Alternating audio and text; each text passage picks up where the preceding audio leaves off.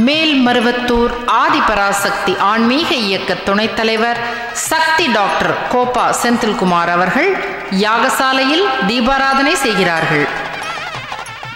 முதுமை அழகை அபகரிக்கும், ஆசை தைரியத்தை அபகரிக்கும், பொறாமை தர்மத்தை அபகரிக்கும், கோபம் செல்வத்தை அபகரிக்கும், தகாத மரியாதை சீலத்தை அபகரிக்கும், காமம் கர்வம் எல்லாவற்றையும் அபகரிக்கும் என்பதனை எங்களுக்கு உணர வைத்தவள் நீதானே தாயே.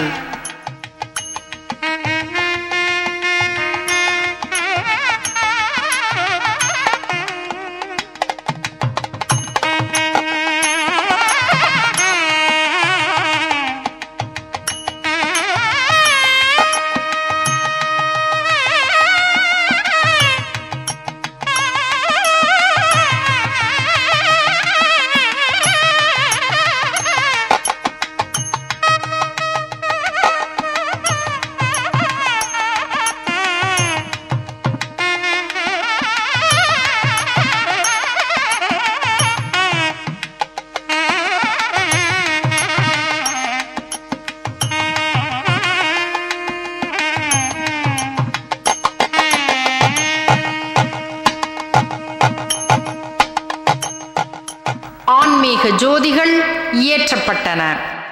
மேல்மருவத்தூர் ஆதிபராசக்தி ஆன்மீக இயக்க துணைத் தலைவர் சக்தி டாக்டர் கோப்பா செந்தில்குமார் அவர்கள் ஆன்மீக ஜோதியை ஏற்றி வைத்தார்.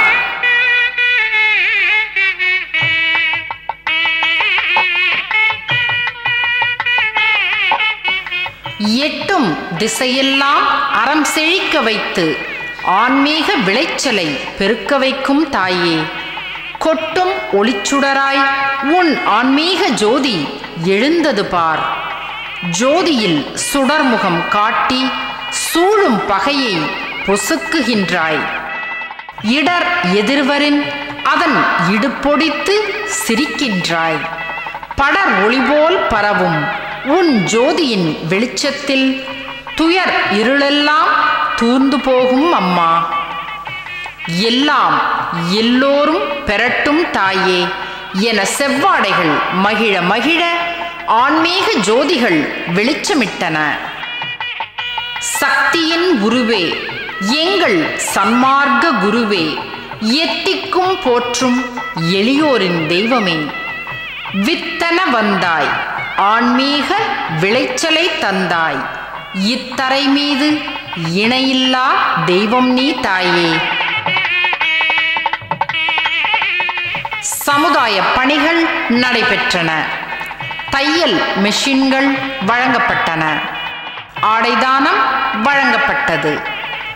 ஒரு ஏழைக்கு தர்மம் செய்தால் 10 பேருக்கு செய்த பலன் உண்டு. நாடு அமைதி பெற, நிம்மதி கிடைக்க, சொத்து பணம் சேர தர்மம் செய்ய வேண்டும் என்ற அம்மாவின் அருள்வாக்கு நிகழ்ச்சியில் வெளிச்சமிட்டது.